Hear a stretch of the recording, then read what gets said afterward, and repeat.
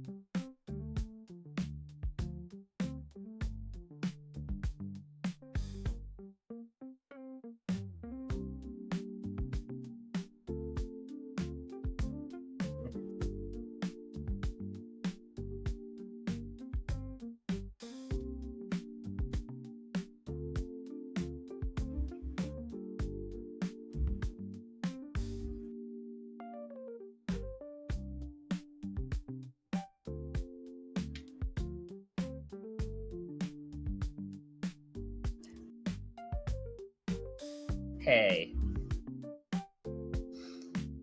Bloody hell. That was just a. That was descriptive. That was just a descriptive thing. Because. Oh, hi, by the way. You didn't introduce me yet. You just gave me, like. That's not. Yeah, that's more of a descriptive thing. Is that I usually. Well, I'm part of the admin, basically, of RPG Cebu, and I do a lot of the background stuff for them. So maps, yeah, like roll 20 rooms that they can use, like repositories. Like basically, uh, we had a thing where we we had like a living campaign, and I made it's closed already. There are still a bunch of people using. Yes, it was. Yeah, a lot of hexes and stuff. So I did a lot of the visual representation of the maps. Like if there were events, I would basically create like timers and all that good stuff.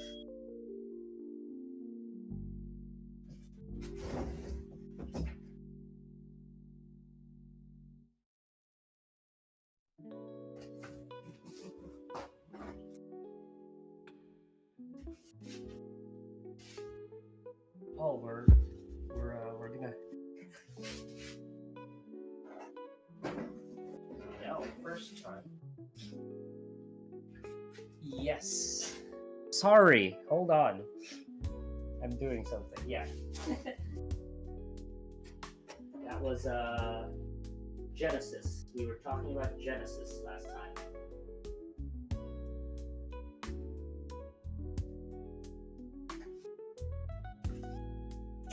Sorry, I was busy, but yeah, I'm good. I'm focused. I'm here. I'm present.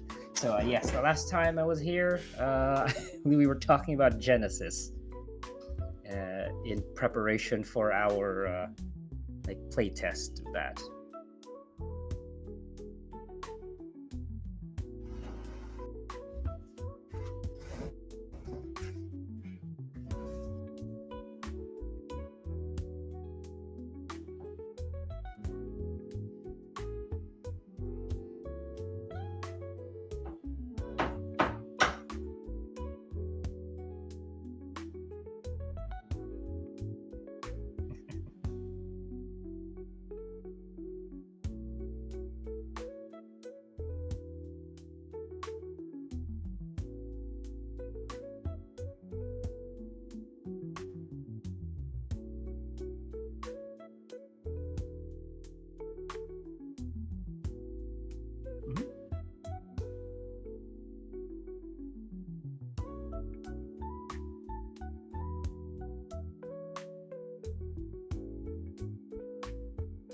Oh, that was for D&D, so yes, it was medieval fantasy. Yeah.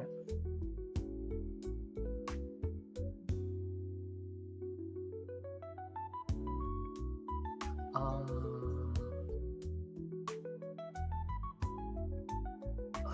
Personally, it is harder for sci-fi, mostly because there's not a lot of assets that are readily available for sci-fi. It's a lot more like map making or just just art.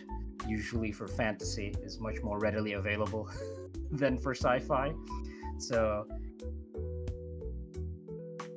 mhm, yeah. Testing.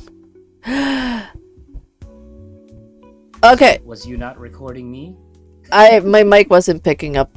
We're gonna do this again. We're gonna do this again. We're gonna do this again. Shush! Don't laugh at me. Anyways, we're gonna go back. We're gonna do just quick. Anyways, we'll be back. We'll be back. Forgot our third. I'm scuff stream. Anyways, someone's here. We'll clip this. We'll go back, and I'll def it again. 1 minute. 1 minute. While I internally scream. No problem.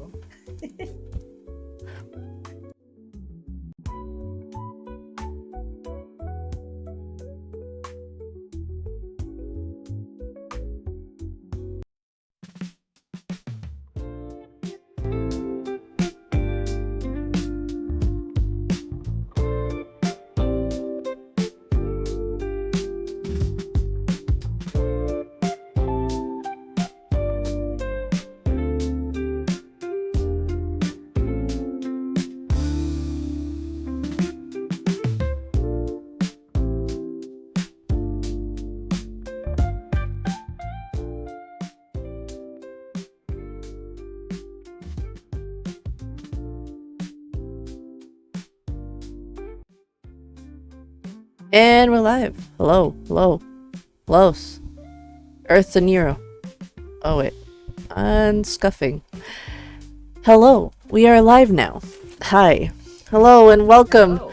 to the first episode session of Tabletop RPG Talks. We are now in season 3 and we're doing something a little bit different today. It's more of a live stream format in which we're taking you guys behind the DM screen, where we're literally showing how people prepare for digital games for people, as it's very common nowadays to play more in the digital space, and we're showing how it's easier, or how it can be very accessible with the tools we have at this time.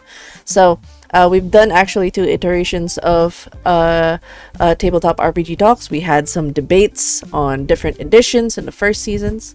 We also had the why you should plays. We also had different GMs drop in and showcase different non-D&D systems, one of which is Nero. So Nero's, this isn't your first time being in TTRPG Talks? Yes, that's right. And there was never a version of this conversation like just 5 minutes ago. Shut up. Shush. Shush. God damn it. It was scuff. Yeah. Yes. It's gonna be clip for YouTube. I was here last time for this, talking about Genesis. Yes. If you guys want to check out season 2 of Nero talking about Genesis, I have the video right there on chat. But definitely, there's also a playlist as well for everything from the scuffed, the super scuffed to somewhat not so scuffed, and then now still scuffed. But right now, it's just us being chill, trying to show you guys what's literally happening behind the scenes in the Game Master screen. And actually a little bit of introductions for Nero, a reintroduction because it has been a while. Why do you call yourself the Shadow Architect? Well, for the first time ever. Sorry. Good, sorry. Harp on that. It's because it's rare I get to like bust your chops. I know, right? God damn it. So yes, that title was it was more or less just a descriptive thing, because I did a lot of the background stuff for RPG Cebu, specifically for our living campaign called Hextia, which was a West Marches game using D&D 5e. And yeah, essentially I just took care of like maps, like the graphics for that. And if there were events, I would like add would add stuff to it. We mainly use Roll20 for that. So yeah, Shadow Architect, as in like I did a lot of the prettifying of stuff in the background. All right, and how's Hextia going? Is it still ongoing, or is it it got shelved for a bit? No, it has ended. Oh, okay. But are you guys planning to run it again? We don't have, or we did try with Cypher System, the Strange in particular, but it didn't really take off. So I believe we have our own version of some sort of living campaign, living shared campaign, but that's unfortunately I'm not part of that anymore because that's more player centered right now. They're not really using maps and stuff. Sorry, husband's disrupting and taking away my attentions. But yes, besides the point, going back now to what we're planning to do now, which is you've used most of the tools in Roll20, I believe, for like creating the maps, creating the worlds, safely assuming. So you're like, how many years have you been using Roll20? Oh, jeez. God, it has been a while. I think ever since I moved, all of my games have been on Roll20, but I already started using it even before then. So give or take a decade, maybe. Oh, wow. It's been a decade, bruh. Bruh. So, I mean, we've been running our games. I think I've also got a decade on me. I started 2015, so it just hit the 10-year mark. Happy decade to us. But yeah, you've mentioned being a shadow architect and your project with RPG Cebu with Hextia. I'm assuming it's D&D system. Yes, D&D 5e. Okay. What was like do you can you in your experience say like which one's like the harder or the easier one to prep in terms of maps and the overall structure for setting up the campaigns?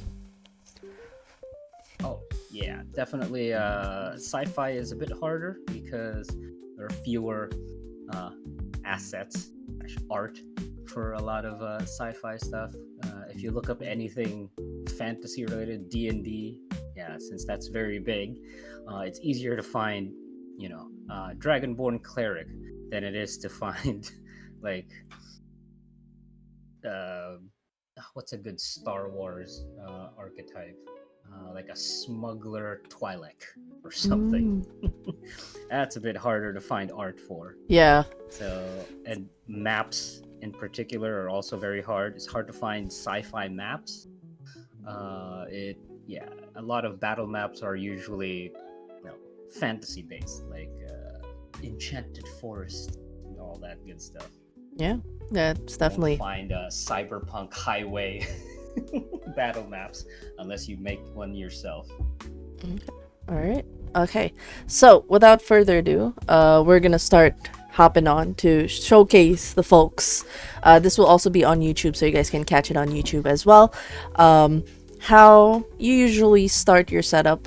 Despite the struggle of sci-fi, you've actually gone through 2 years of Lancer. Congratulations, by the way. Slow clap, slow clap. 2 years of Lancer RPG. You've had your experience there. So you can actually show us just the basic tools of the Roll20, how you've used it.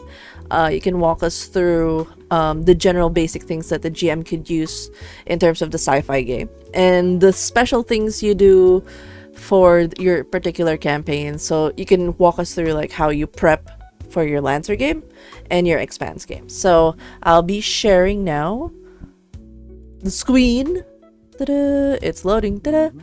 All right, we are now on the Roll20 of the Roll20 platform for Lancer riding the red line. If you guys want to catch it, it's every Sundays, every other Sunday, where we play Lancer. Shameless plug. Yes, yes. So, with that in mind, wow, I'm peeking. Hold on. Oh, pate. Just realized I'm peeking. Peeku, peeku. I don't have filters, but it's peaking a lot. It's fine. But anyways, I'm sure the audio is gonna be fine, and I'm not gonna be crying when there's cuts. But all right, walk us through first your usual tools when you're running a game. What are the things that help you like do the immersion? So this is, I believe, a starting screen. This is your starting screen. Yes. Whenever I make a game, I found it helpful to have like a cover screen. So I'm just gonna open up. Yeah, basically what this is. Wow, so organized. I know they have folders now, which is great.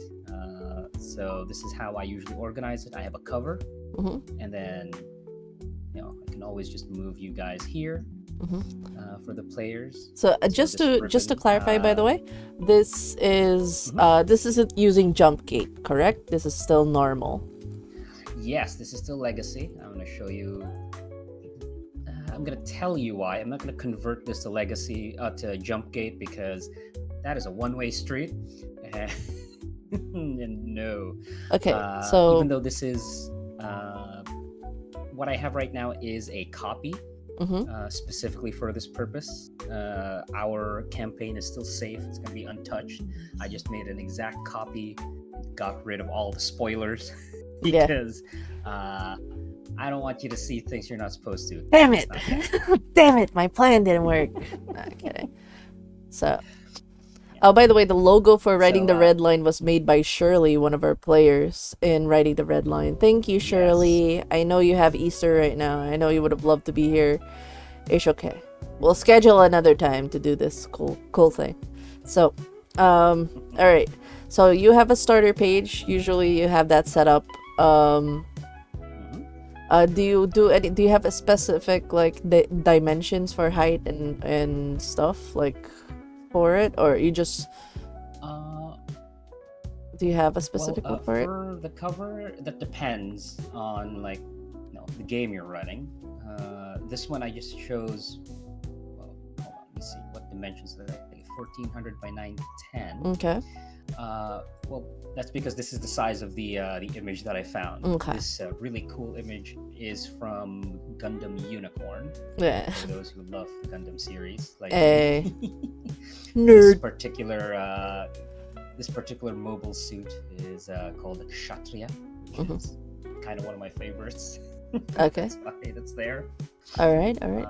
And then it usually depends on the image. On on the image that you want. Usually, you don't want to go bigger than this because 100%. Usually, when players come in to a Roll20 session, you don't want them to have to scroll. So you usually want to keep it around this size. Okay.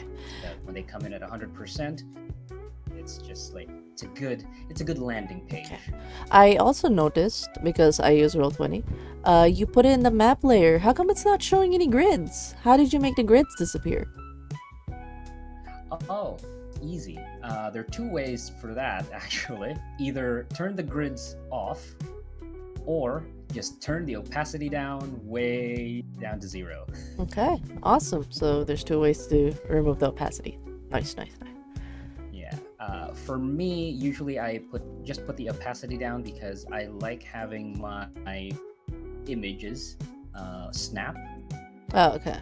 So they don't fly all over the place. They're all aligned. Because if you just turn the grid off, it just flies all over the place.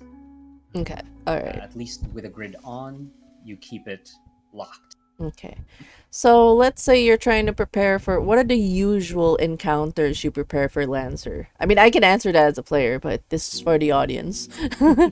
I guess you do usually social encounter. So this is like the starting screen, and let's say you're moving now to like Yeah. mission report, trying to have them talk to NPCs. Show us what that usually looks like. Okay, great. We'll go back a ways to mission 2 Eh, of our game. So while you guys would be in like the landing screen or this cover page, I would already be here trying to figure out where we are already based on our what do you call this? Based on like the scenario that we're already ooh, in. you So got a I ship would there. move to Okay, so let's say we're in yes, space the still. We'll be in the spaceship, so you'll show the hold on. planet. Yeah, wait. Well, appeared. Alright. So I would, yeah. While we're doing that, I'd be preparing. See, this is what happens in the background. Usually, I'd I'd have this somewhere else because I'd be preparing. Like I'd be making sure that everything's fine, that I have all of the Okay. NPCs or all of the like information ready. Mhm. So while you're in the landing screen, I'd make sure, good, everything's there. Okay. So For now. let's say in this I'm not showing scenario, anything I'm not supposed to. this is a map layer, correct, of the planet? This is a map layer. Yes, I have the map layer for the scenes, quote unquote. Essentially, like, this is the planet, like an establishing shot. If we were at like a station, it would be like here, the Ling station, etc., etc. So again, while you're the landing page, I would be looking to, okay, where were we last time, or where are we going to go next? And I'd look at this, usually this situation, and Awesome. yeah, just Awesome. figure out, okay, All right, so let's go back to yeah. Idunia. So that's in the map. You are actually showing like a slide thing. How did you set up the slides? You have that both for your NPC and your map cards. How do you do that? Yes, this is the exciting thing. I actually learned this from The Strange as well, because they had this particular system, although it was a bit more limited, a lot more complicated. I have streamlined it. Essentially, I use rollable tables for this. Let's see if I can find the. Oh, there we are. Scenes. So this one is for the future, but usually I load in all necessary scenes into a rollable table. That way. Wait, this is. I think I may have gotten. Yeah, there we are. So these are the scenes instead. So actually, here I'll pop it out because Yes, it's much easier that way. It won't show Idunia. This will be the more or the latest one. Raid. Well, yeah. Wait, hold on. Thank you for the raid, Selenas. Selenas. Nice. It's a voice. Oh, she voice actor, and they just played To the Rescue. Thank you for bringing your friends along. We are currently going through a behind the Game Master screen on how to prepare for your own Lancer game. So, yes, hopefully you had a good stream. If you need to do post stream things, I totally understand as a streamer. Usually when I raid out, my brain's just bleh. But yeah, we're going with Nero's current screen right now. He is our game master for Lancer RPG, and he's teaching us his cool, neat tricks. And right now, he's showing us about rollable tables. So we're going through the scenes right now in which he's showing Idunia, a planet, and standby is... What's your standby? Where do you usually use standby for? Oh, that's just in case we are, in space and we're not on any planet or anything. It's like the neutral one. I always have like a standby screen. Nice. But yes, so when you have the rollable tables, Yes. usually I make these in GIMP or a GNU image manipulation. I forgot what P stands for. Program. Yeah. And yeah, I have a banner at the top tell you, okay, what's the scene that we're in, and of course the image is going to be over there. So just to give people I a use, resource, GIMP is a free source Photoshop. I highly recommend it. I've used it since college, so you don't have to pay for Photoshops. So, yes, it is a godsend that there is a version of Photoshop that's free, although the name is very unfortunate. Why? What does GIMP? What does GIMP mean?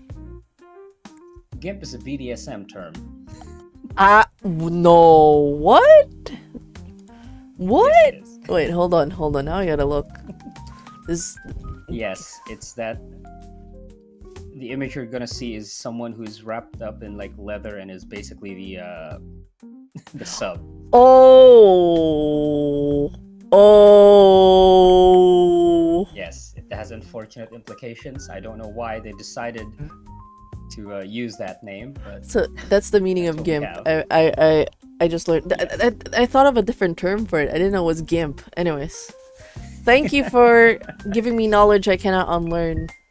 Thanks. But yes, going back to scenes. So this is like, how many rollable tables do you actually set up for, like, in this scene alone? Do you have it like, what are your tips? Do you put it all in one, let's say, page? Or do you have a separate page per mission? What is the easiest for you in a sense? For me, I always have at least 3 or 4 rollable tables. One dedicated to just, the scenery. So again, if we were to establish, you're meeting with the Onyx fleet, or you are at the Firmament Hall. So I usually just have one of those scenes, and for each session, I decide, okay, we're gonna be, off planet, or we're gonna be on planet, or we're gonna be in like a meta vault. God, meta vault, NAM flashbacks. So, yeah. Hold on, let me just get that. Where's that meta vault? There we go.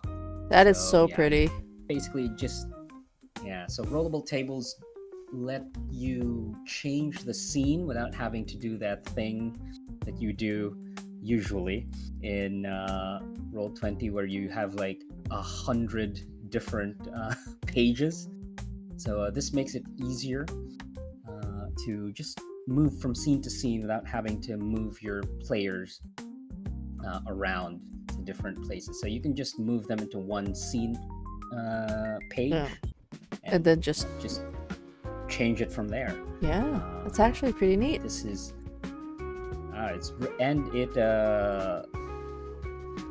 it saves it saves time for Roll20 to load. It's actually very because it's all kind of preloaded if you have it this way. Oh God, Fleur. Okay, no worry, I'm fine. I'm okay. I'm emotionally okay. But yes, and what about your I guess your NPC cards are a separate table as well, correct? Yes.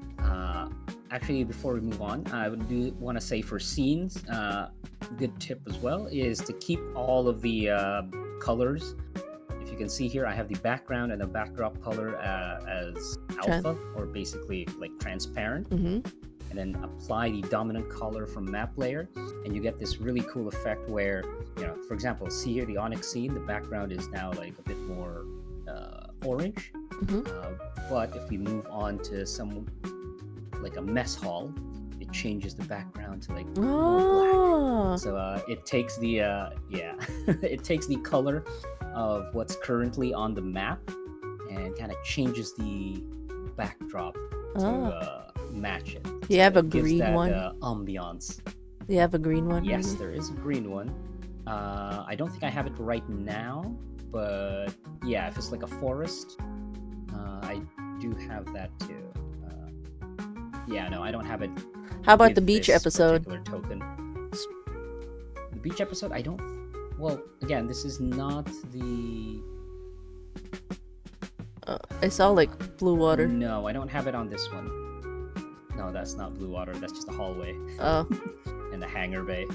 No, I don't have it on this Okay. because this was for our session. Okay. So this is just for presentation purposes. Okay. All right. Awesome. Yes.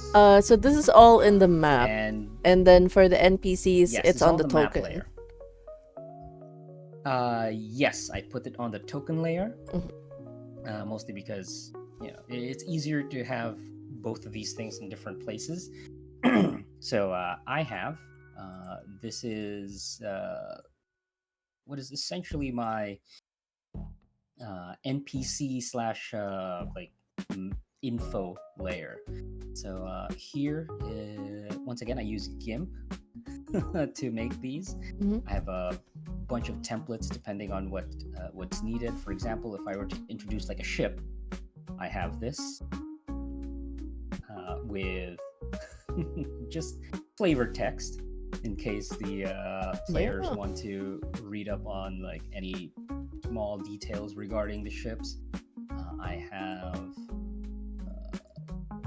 pilot information, and yeah, it's names, their frames. They're all in here. Lucille. Oh God.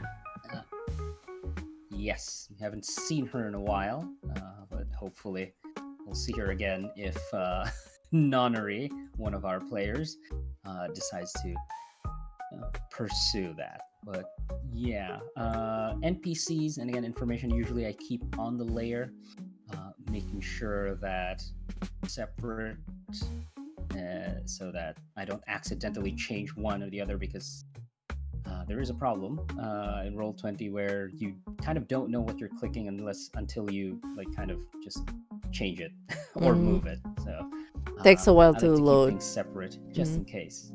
Yes, Okay. that too.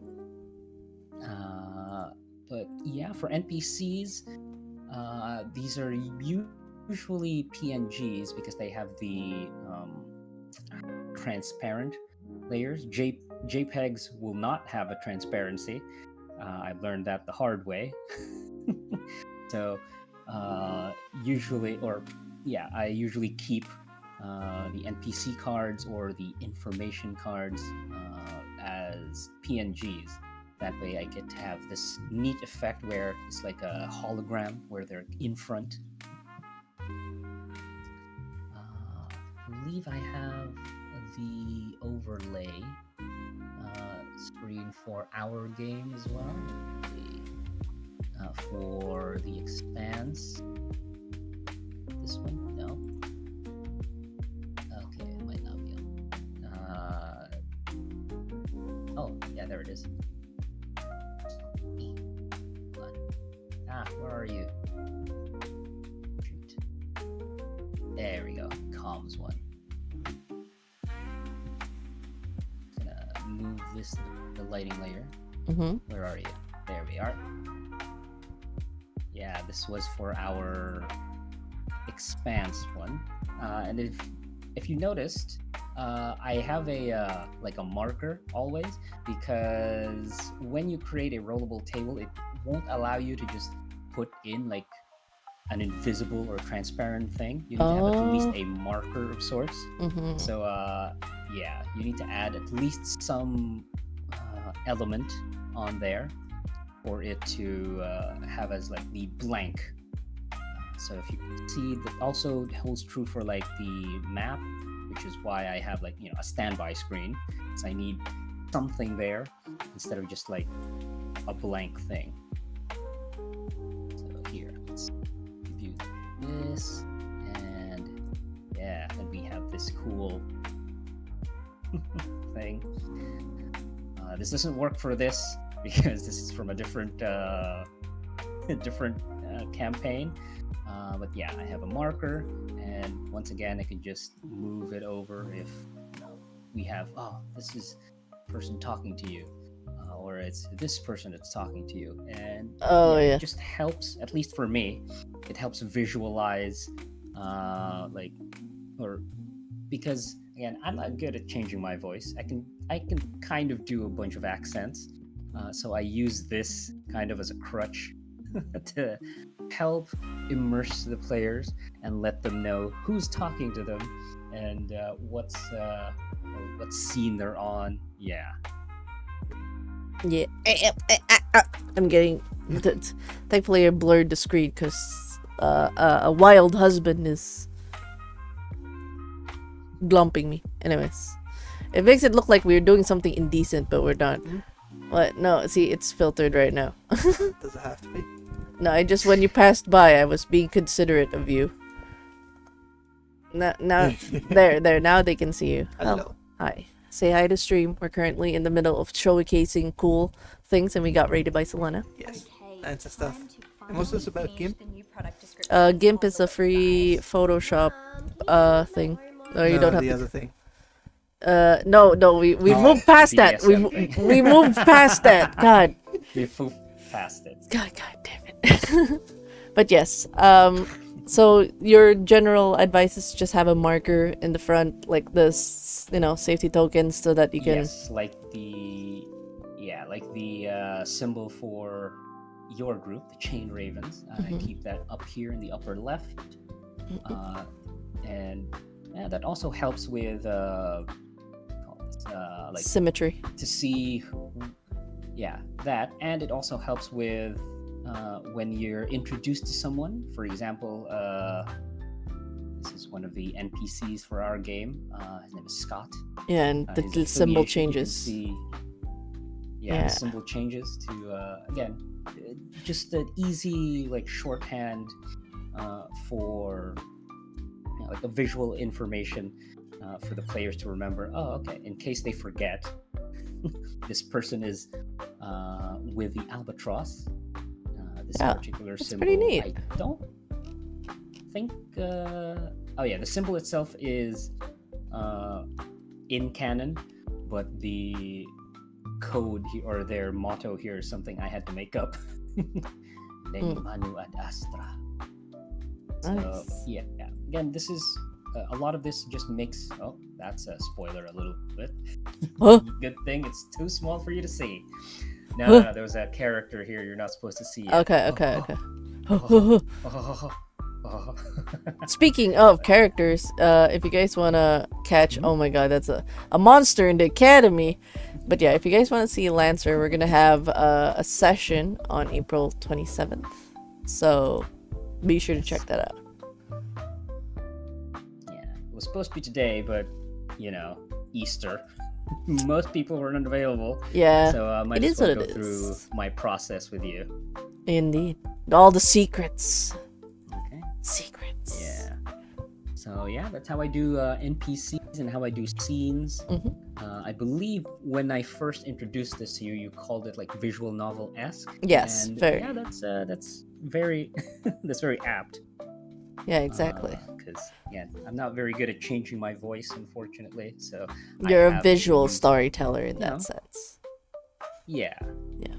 Hopefully it works. It does. I mean, 2 years of the campaign. There's a lot of effort to it. So yeah, thank you for showing us how you usually do the socials. What about combat? We can do a simple one for now. How do you usually set up the combat scenarios? Okay, so similar to the all the other visuals, I still use GIMP, but I think you'll remember this. This was I still have this as a layer. This is untouched, by the way. This is a scenario you did not get to enjoy because you bypassed it. Yay! Yay! This was supposed to be a battle against a rival group known as Havoc Parade. If for those who watch the stream or watch the campaign, this is a group that the Chained Ravens met, who essentially recruited their charge. I forget his name because it's been a while, but that the son of your current sponsor, basically. You were escorting him, and you met up with a bunch of circus people who were who were actually assassins in disguise who were on a vacation. And you were going to fight them, but you bypassed that. So this is a screen you've not seen actually. It's a spoilers or what could have been. Well, it's not a spoiler. Yeah, it's a what if. And yeah, again, I just use GIMP and I put all of your tokens on there. There's not really much else. Again, it is just harder to find sci-fi stuff, so I had to basically bend over backwards, try to find, okay, a forest. Okay, that's very neutral, so I just made a forest. I just got like a forest, put some foliage on there as like assets, and yeah, now I have a battle map. The objectives, this one, I use a free program as well. It's called DaVinci Resolve to create like GIF. Yeah, to essentially do this, like defeat Tower Parade, then it disappeared. Although I have been, my eyes have been opened that I shouldn't make these go away now, because it's good for like the audience as well as the players to have this up at all times. Yes. So I am actually changing. Yeah, I'm actually changing my stuff now so that when I do this in the future, it won't automatically go away. I thought it was a good idea to make it go away, but yeah, it actually is a good idea to keep it on the screen. Yeah, and it also helps with the visuals. What the stakes are. Because like the thing is, without you realizing, you, as I know you say, streaming is like, slowly getting into it, and that it was a means for you to have like a schedule of sorts for the campaign. But the way you're doing visual storytelling through your games is actually really good for those that are watching. Not just the players, because they get to see just from checking the stream, oh, this is a fight, this is what's happening, this is the victory conditions. Like in just one single screenshot, they know already what's happening. And not a lot of streamed like D&D or TTRPG streams get to do that. So that's a skill set that you have. And without you realizing, your content is meant for streaming. Yeah, literally, I didn't know my style was very streamer friendly. Yes. So no, it's audience friendly that's watching in. That. Yeah. So it's good. It's good for people tuning in and they don't get a chance to play, but they want to check what's going on in TTRPG space. How are people playing? So it's pretty cool. You bridge the gap between visual and like the theater of the mind, in a sense. So yeah. I guess like what I do. Yeah. For this combat Shadow scene. Architect after all. Indeed. Yes. You gotta own it now. You gotta own that title. Yes, I have to. Actually, you mentioned about how the tokens, or in Lancer in particular, was pretty hard. Why is that? You seem pretty alright. Yes. Yes, there is a problem, or a little bit of a problem with non-standard sized tokens. The smaller ones, the hexes, they're much easier, so they just fit right there. If you want to do it for something like a size 2 for like Lancer, which is this weird shape, you have to be a bit creative, because if you just put this kind of shape on here by itself, it will not center properly. So I have had to figure out how to wrangle this particular thing. So if you can see all of the smaller ones, the size 1s, their HP bars are like above this directly, whereas this is above just a little bit, because technically this image is not, the center of this image is here. If you were to just look at it without any of that, you would think, oh, the center has to be here. No, the center has to be up here. Because if not, this is not going to be aligned properly. I don't have an example of that because none of my Lancer tokens do that anymore. I have fixed all of them. In fact, here I'm gonna go to the proving grounds. This is where I simulate a lot of stuff. Ooh. Yeah, I have all of my stuff ready here, the different sizes. So yeah, the center for this is okay because it's also just like a bigger hex. But these buggers are slightly different, so I've had to offset them a little bit. You made this that all is in just GIMP. a visual trick. Yes, all of these are in GIMP. That's the only way I know how to make stuff now. And of course, this was a ship. I don't think I can use this anymore because you've not. Well, maybe I can still use it. This, in case no one knows what this is the Battlestar Galactica, which is another one of my favorites. I was going to pit this either against you or I would give you this ship, but instead I just gave you the smaller one because that's too much power. Yep.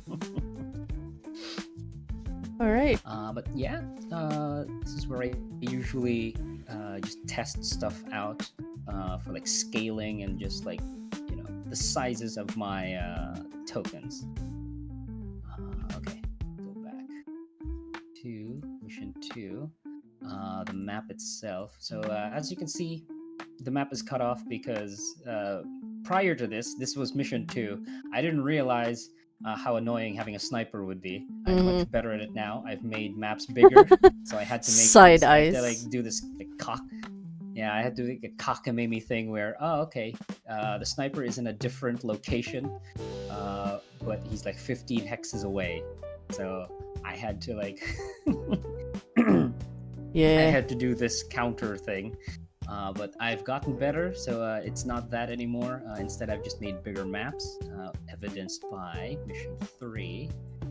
We'll go to this one. So they are now bigger, they are longer, and I don't have to do that stuff anymore. And that was a one-time thing. Yeah. Definitely. So, I know you were doing a lot of Lancer stuff. What are there any key differences with Expanse and Lancer when it comes to prep? Expanse is much easier, I'll be honest. Ooh. Because the battle map for that, well, a lot of the Expanse stuff is very theater of the mind. So I just had to visualize that in a specific way, which is, I'll show that right now, the space battle, which is this one. Let me just hide this person here, because this is still a leftover from our last game. So instead of like an actual map, I've just made like a HUD of sorts, a heads-up display. All of this stuff kind of, you don't have to know what this is, but essentially I just placed them in the middle, and this is like the range band. That's how the Expanse usually works, is via range bands, and your enemy usually has to like either get in, get out. So having a HUD like this is much easier because I don't have to make the size like different. It can just be one size, and it's all just how far away you are or how far away your enemy is from you, and that's way easier than creating a like 60 by 60 map. Nice. So you just do bands. Yes, just the range bands. So yeah, this one again, you don't need to know too much about this, but basically these are the damage things, and much like the NPC cards and like the scenes, I have these as rollable tables as well, and yeah, basically you can give this like a, it's a damage. Someone just commented, Seguri, reminds me of Lancer Battle Group with the ring bands. You guys should check that out too if you haven't yet. Lancer Battle Group. Actually, we were talking battle about. Group is the. What's a battle group? Yeah. Oh yes. No. Battle group is the No. You go first. You go first. You finish your thought. Oh yeah, sorry. Yeah, the battle group is the like the ship based version of Lancer. Ooh. I have used some of the information from there to create. In fact, your ship is actually technically from battle group as well. Oh. The Black Gale is based on like one of the stuff I there. see. I see. Yeah. Yeah, for So, Seguri, just a context for Seguri, we do play Lancer. We've been playing Lancer for about 2 years, and of course, our GM here, Nero, is a huge sci-fi nerd, and he likes expands. So we're just showing like behind the scenes on how he does stuff. So like he would definitely know about the things that you're mentioning, and it's just for me, it's cool because I just get to be a player. I love sci-fi, but I don't think I can run hard sci-fi. I can enjoy it as a player, but I don't think I can do what Nero does. The amount of detail. Yeah. And each of these, by the way, are they all tables? You just made every table for every possible thing. Yes, I just made a table for everything. For example, you have your Torpedo Bay. Torpedo Bay 1 is online, but if it gets damaged, it's now off. Oh wow. Yeah, so it's it's HUD. It's much easier to visualize like what's going on with your ship, basically. If I do it this way. And of course, here's like some of the damaged parts, like your hull. Oh, a hull has taken like 3 damage. I just have to move this into 3. Oh wow. Yeah. Yeah. Oh, nice. We play both Lancer systems in our own group. Fun stuff. Nice. Glad to hear that. Glad to hear fellow Lancer groups out there. We appreciate that. Yeah. I don't think you guys would appreciate What? Battle Group as much as like the actual Lancer. It's I wouldn't say it's crunchy, but I don't think you guys would like The steps? Well, maybe you would. You know what? I played Starfinder. Yeah. Starfinder had like, so they had steps in how to like run the ship, and I experienced like the ship mechanics with expanse when we played it for a bit. Like each role. The ship mechanic for expanse. Yeah. Yeah, each step or each like character has like a role. Although in Battle Group you are okay, I don't want to just talk about Battle Group since we're supposed to be teaching this, but yeah, in Battle Group you do control fleets and not just like one ship or anything like that. You do control fleets, so it's a lot of management, and I don't know if you guys would be into that. So it's maybe you would. Dune the TTRPG is also resource management, but it's based on like the planet based and the families involved and the politics. It's all like social and stuff. Yeah, I think this one's more like Battle Group is a tad more. It is. What do you call it? Like the Warhammer stuff, like the miniature battles. Yeah, so that's totally fine. I don't know if. In our group, probably be too into that. Probably a few, but we're here for we're there for the mechas at the end of the day. Yeah. So what other tips would you share for people to try when they're trying to run Lancer? What are the other like cool things you want to show when you're running a game? What's like the super helpful thing for you, especially in the heat of it all, when you're running games? Like what helps you with your tool set?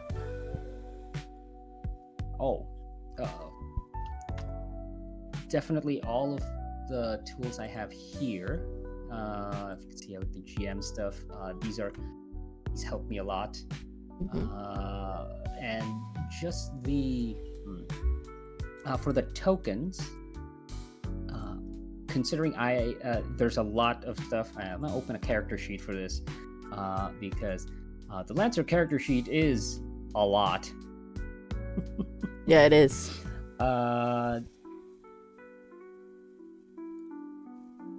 Here, let me just open this as well. All right. So if you can see, yeah, it's a lot to do. I actually do prepare for this. You guys send me the character sheet via CompCon, which is the official tool set for Lancer. Unfortunately, it doesn't connect to Roll20, so I have to do it manually. Really? And yes, it used to be one of the features or upcoming features, but it never like materialized for, I don't know, like bureaucratic reasons. So I've had to do all of it manually. And yeah, it's a struggle. But when everything is like automated, for example, weaponry and the systems, it really helps to have all of it just like written down. So, for example, this is Rayla on Distant Echoes. So all of her weaponry is like written down here already, and it makes it easier because when you proc it like this, when you roll it, you get to see all of the things that it does and all of the things that all of the things, all of the buffs or debuffs or things that she can add to her rolls. So it's all just here for Lancer, which is again very helpful because there's a lot. And I don't have the wherewithal to remember every. Yeah. Because just take a look at all of the things. Just for this one weapon for Rayla, there's like 1, 2, 3, 4, 5, Yeah, there's a lot of 6, GM burden. 7, I think 8, that's a 9. term for it. Like, it's very Yes. GM heavy. It relies on the GM to know a lot of the resource, which is very hard for sci-fi games as well.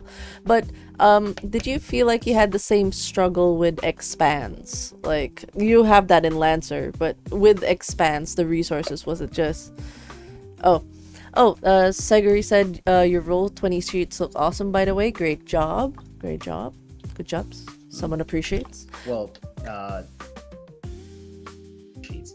This sheet was made by the people who made Lancer, so good for them. Massive Press. Yeah, They Master made Press. this. Yeah. But I think it is just a difference between the AGE system, which the Expanse uses, versus Lancer, which I believe Lancer is essentially BattleTech Light. And I gotta tell you, this is already light. Just imagine how heavy BattleTech. Yeah, I heard things. Yes. I heard things about it. But I mean, in terms of like the sheet prep and all that, because I don't recall Expanse having like CompCon the last time we played. I don't think we had that. So how was the difficulty when you were doing Expanse sheets? Oh, much easier because Oh, really? just the difference between where it came from. Lancer has a lot more, because it has a lot more to do, or it came from BattleTech. Even paring it down is like it's already this complicated. With the AGE system, it's just a simple sheet and an extra one for the ship, and that's about it. Everything that you need is already there. You don't need to do what I do, which is use the CompCon and then put all of the stuff here, like transfer all of it. So yeah, that was much easier because there was like much less to do basically. Okay, all right. Can you show us the sheet of the Expanse again? Is it possible to show it, or it's just mostly Roll20 at the moment? I can, but I'll just exit this real quick. We'll just go to our Expanse game. I'll just go back to that later. So this is the sheet for the Expanse.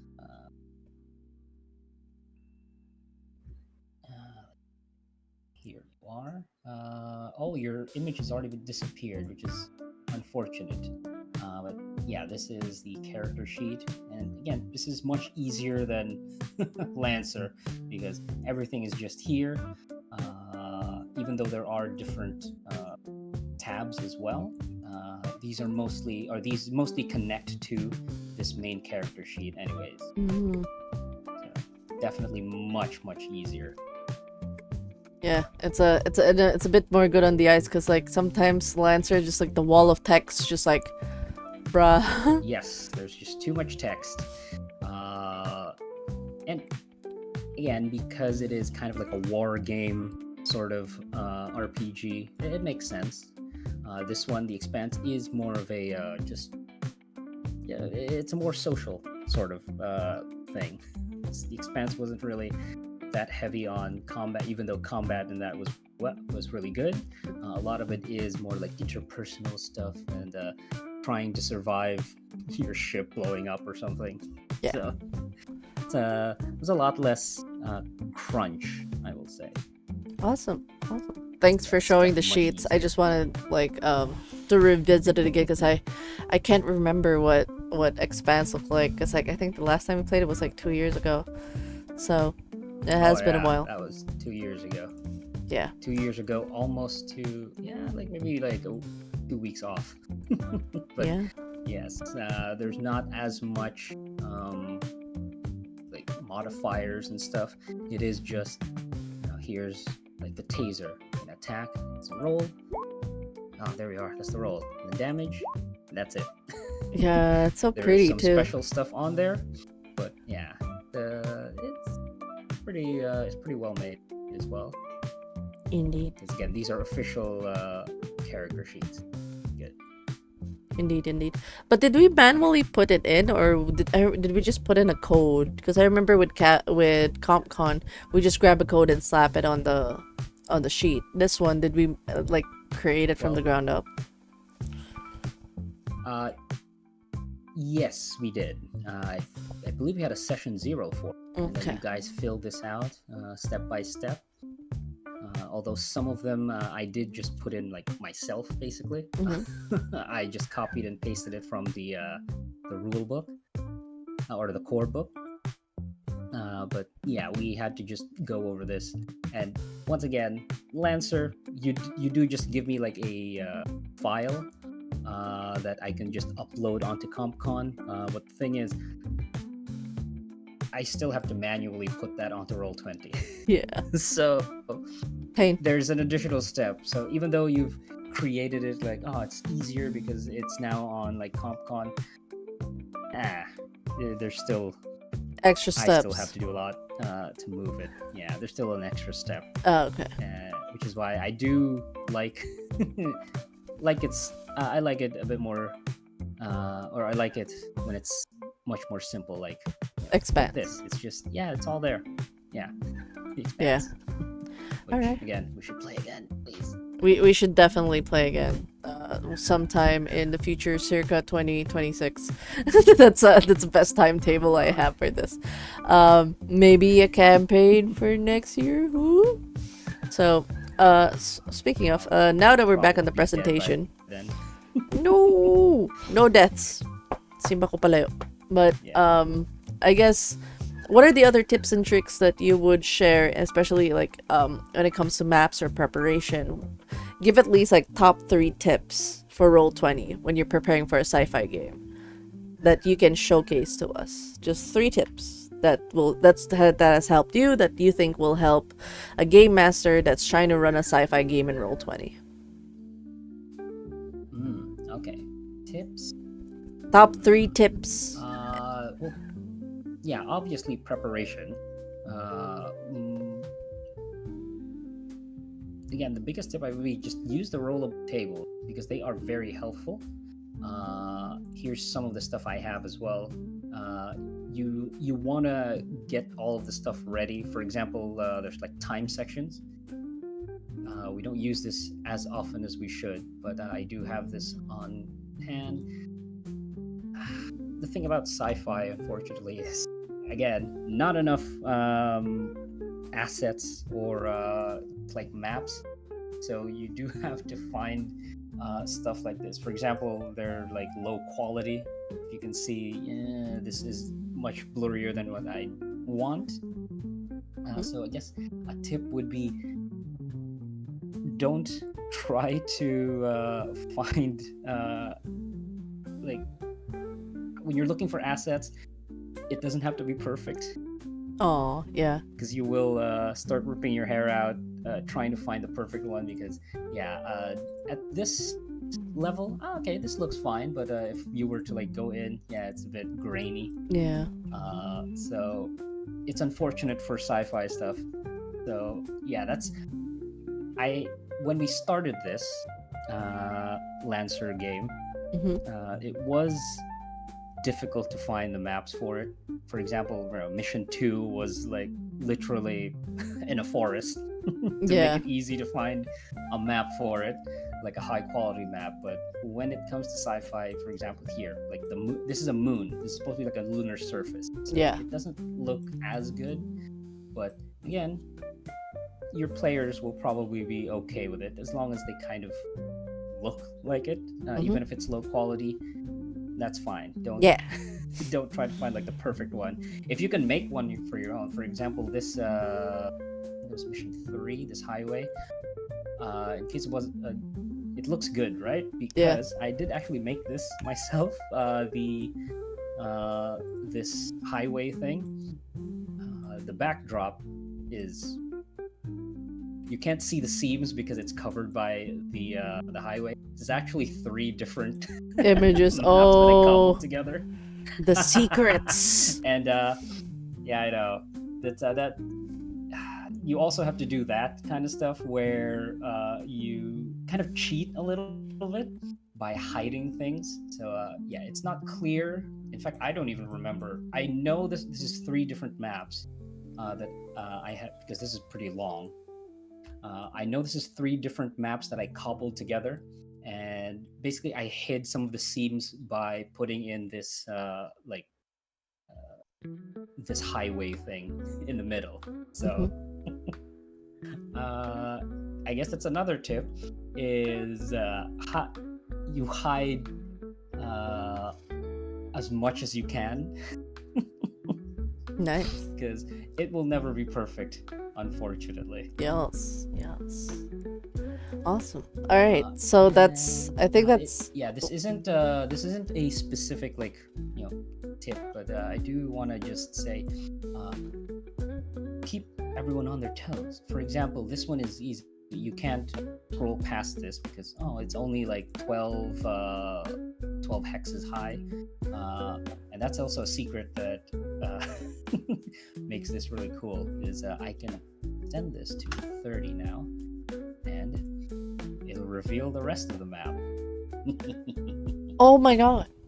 Okay, so you actually hide it by cutting it. Yes. Because maps do not disappear if you reduce the size. So for like dramatic stuff, you can keep this, the height is 12. Oh, okay, this is our only map. And I did surprise you guys with this. Yeah, you did. For our last one, where you had, we're just on this like large map. Oh no, at the bottom, there's actually like an extension. So I guess that's cool. A third tip is use like every single setting that you can for to your advantage. Yes. That's a good way to like reveal things. 30 again, and like this map's actually much bigger than we thought. There's actually a second level to this. Yeah, I wondered how you did that. It was 2 separate images, only to find out you actually cropped it. So that's actually like mind blown. Yes. All right. Okay. Yeah, and there's a lot of cool stuff you can do with World 20 that's not like apparent, but you just have to like experiment. Again, I have been on here for a while. Yeah, a decade. To improvise. Yeah. And with that, I think, do you have anything else cool to show? Because I think that's a good way to wrap up our first behind the GM screen season 3 of Ttrpg Talks. You want to share anything cool? We did go through sheets. We went through the combat map. We did show the NPC. Do you want to show another cool thing? I think the only other thing is this new one that they had, the light layer. I don't use it for light. I use it to hide stuff. This is actually pretty useful as well. Yeah, I usually hide it with the GM layer. Yeah, but the thing about the GM layer is it still shows up like here. So for example, if I were to bring my blast thing, like a large sort of thing, the GM layer, I can still see it, and it would like get in the way, at least for me. Yeah. So I usually put it in the lighting layer. That way, it's clear, and then if I need to pull it, there it is. Oh, okay. So it's a good. Yeah. Oh, hello, So, Tatai. Hello. if you really wanted to, if you wanted to just like not be there, to like get in the way, because again, the GM, there's just like a little bit of opacity, but it might disrupt you. ruin like, okay, I can't see anything anymore. But yeah, if you want to just like not delete it, but keep it in the wings for a little bit, yeah, the lighting layer is a good place to put it too. That's actually pretty cool. That's a cool, neat trick. Thank you. Because like that's the thing that annoys me when I put in the GM layer. They can't see it, but also for me, as I am both production and stuff, I end up having to open another Roll20 to have the player view. Yes, that's the pain in it. Exactly. So yeah, lighting layers are very useful. And for Jump Gate, they also have another layer now, the foreground layer, which like essentially a layer that's on top of like the token layer. Yeah, so I haven't played with that yet because I'm not using Jump Gate. But yeah. Awesome. Well, thank you for the tips and thank you for the time today to just walk us through the magic that you do with Roll20. And I gotta say, a lot of the things that you point out, like, not perfect, and like, not having to find a perfect image, that is a pain for a lot of GMs, like just finding the right image and trying to immerse players. But it's okay to not be perfect about it, because I wouldn't be playing as much as I did if I did enjoy the game and we were really immersed in it. We felt like we were fighting on a planet. We felt like we were fighting for our lives. We were screaming for death. I think we all felt it. Like, you brought it through the visuals as well as the GMing. So thank you for showing us how you do things behind the scenes. And I guess as we close out, where can people find you? Plugging. This one I'm not good at. Even less so. Hold on. I'm on Blue Sky. Wait, Yay! I don't even remember my Blue Sky. It's so new. Yeah. Guys, he has a Blue Sky Ski. and, Follow him. Yeah. It's a shy one. Bluesky.social. That's how you do that. Yeah, I'm gonna post it here. Yeah, just at Nirobu. Yeah. Follow GM Nero in Blue Sky. Here you go. If you haven't yet, please do. It's his first time doing social media, so be nice. Yes, it is. I have not. Yeah, there's like 5 people on. I'm following like 5 people. Alright, guys, follow him some more. Yeah. I'm following 5 people, and I think 3 of them are you. What? What do you mean? Shh. Your personal one, your like studio one, and I guess it is just 2. But yes. Alright. Most of the people I'm following is just you. Yeah. So give him a follow. But if ever, let's say somebody, if anyone wants a Toby Fox. Wait, what? Toby Fox. I'm following Toby Fox. Of course I am. 3 of them. No, it's just 2. Motherload Studios and me. Anyways. Yeah. Anyway. I guess I counted Vetra as also like an extension of you. No, he's his own person. He is husbando. He's a lizard brain. We are not of the hive mind. He is not part of my network. So it's fine. But I guess, let's say somebody wants to tap and like ask for help in Roll20. Hey, I wanna learn Roll20, or I need help to make my visual-esque novel. What would be the best place to reach you? Still Bluesky, or can they reach you out in Discord? What's the best way? Yeah, Blue Sky should be good. Discord, I mean, that's too personal. Okay, so no Discord. Don't reach out on the so yeah, Discord. just Blue Sky. Yeah, no, not on Discord. Blue Sky is perfectly fine. Okay, alright. So if you guys want assistance on your Roll20, want to make it cool, sci-fi, peel stuff, need help with your tables, Nero's your dude. He can help you out. Awesome. Yeah. Thank you. Oh, and I guess this is the last words, last takeaways usually for TTRPGs. What's the key takeaway? What are the last words you'd like to tell people over at the audience before we rate out? What's the last thing you want to share? I think I already said it earlier, where it doesn't have to be perfect. This is a collaborative storytelling game, so just collaborate. You don't need to have everything just be you, especially for a GM. It doesn't all have to be you. Your players are there as well. They'll help you out too. Yeah. Collaboration, teamwork. It's awesome. Yeah, thank you for that. And tune in to the next. We don't know when the next TTRPG Talks will be, as I will be busy in May. I'll be doing an event. Oh, Malchus, while you're here, I don't know. I didn't know how to reach you. But What are we doing in May? yeah, we're doing MS Call to Arms. So if you guys are interested, we are trying to create a V-Rising roleplay server for storytellers, streamers, and creatives. The applications are now open.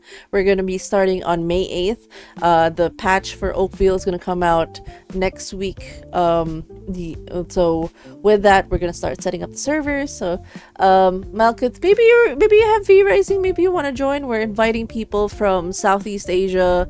We're also inviting people from Oceania to join. Maybe you want to go play vampires and meet fellow content creators. That'll be super cool. It'll be a nice content creator event for about a month. We're doing it on the weekends. We create stories together. It's gonna be really fun. We're using V-Rising, the video game, as a way to connect with people and make stories. And it'll be a fun brain rot. So yeah, I'll be rating out Sexy vampires. Yeah, we're gonna play Smexy Vampires. Speaking of vampires, by the way, sorry I'm plugging. I just had the second episode released. Well, the Playden podcast, just had to release a vampire episode for Easter. So if you guys would like to check that out as well, we have that on the Playden podcast. Sure, you can check that as well. I just want to play with Olivia. Playden. No V-Rising Satch. Well, don't worry, we're gonna have a giveaway soon, so maybe you get to win. Who knows? We'll be lucky. We'll get a free game. Just join in on the stuff. Oh, music. We gotta loop that in. Alright. I'm gonna ask you now. We're gonna raid out to somebody. Do you want to raid to someone's playing Dungeons and Dragons? They're playing FF3. Do you want somebody doing another tabletop RPG, which is an Assassin's Creed TTRPG? Assassin's Creed. Assassin's What system Creed. is that? Go to that. Let me see that. Okay, all right. So they have chosen. We are going now to Jake Light, who is actually a lawyer by profession, and they're playing an Assassin's Creed TTRPG. Up. See that? Yeah. What system is this? Yeah, we can check them out. So we'll. Yeah. MTG giveaway? No, we're doing a V-Rising giveaway soon. So for those who will do a post out in Motherload Studios, you just have to retweet, like, comment, and a really good answer, and then we're gonna do a wheel. And if you get picked, right? Assassin lawyer, yeah, Jake Light. Let's go rate him out. Right, it's intended. So I hope you guys do send my regards, give them cheese, and I hope you enjoy your TTRPG goodness there. And I'll see you guys on the next stream. By the way, tonight we are going to be playing Dungeons and Dragons, where the DM is going to be Final Traumatic. So do check out their stream later. Also, Vetra's going to be streaming as well. So you guys can tune in to the fun stuff later tonight. But yes, we're going to read out now to Jake Delight, who is playing Assassin's Creed. They used to play Fabula Ultima. I tried to ask them about Fabula Ultima, but they're still a bit shy of getting other people to play. They want to play with VTuber friends for at the moment. So yay! It's okay. We'll find a GM. We'll find a GM. VTuber. Yeah, who knows? Maybe manifest. But yes, I can be a VTuber. all right. See you guys on the next stream. Bye. Bye.